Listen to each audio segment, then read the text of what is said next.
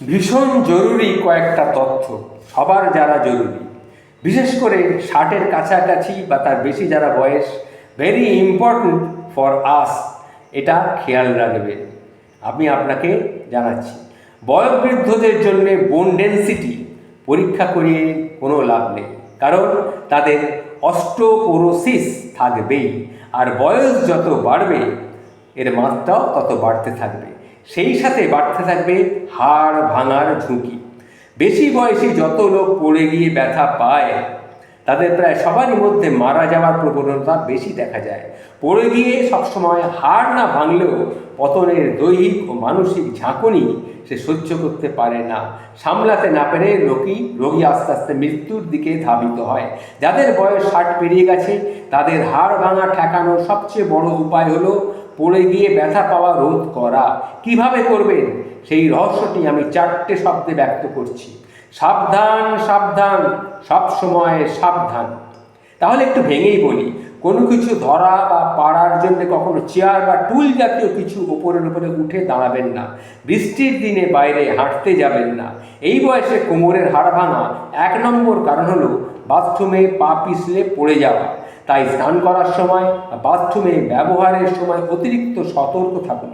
বিশেষ করে বেশি বয়সী নারীরা বাথরুমে দাঁড়িয়ে কাপড় বদলাবেন না। স্নান শেষে তোয়ালে বা কাপড় পেঁচিয়ে বাইরে বেরিয়ে চলে আসুন।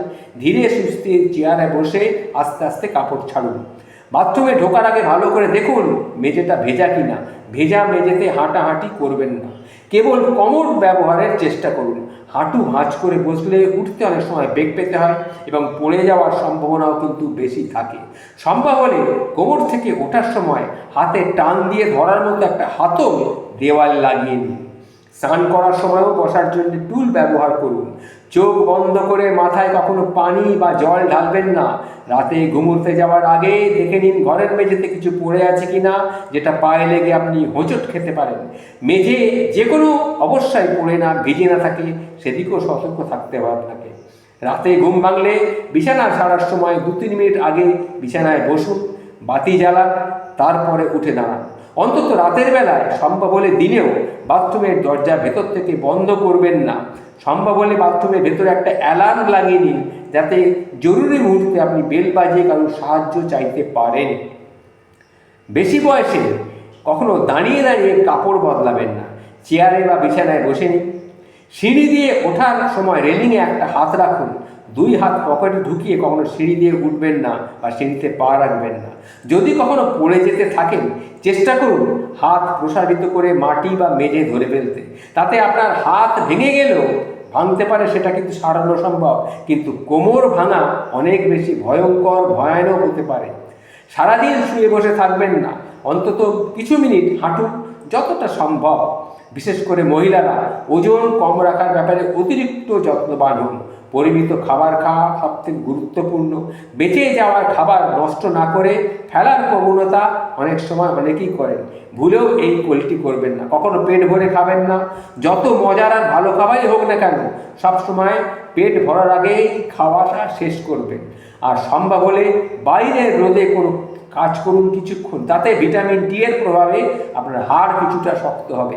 একবার পড়ে গিয়ে ব্যথা পেলে গড়ে 10 বছর কিন্তু আয়ু কমে যাবে। বৃদ্ধ বয়সে কোনো অপারেশন ভালো কাজে আসে না।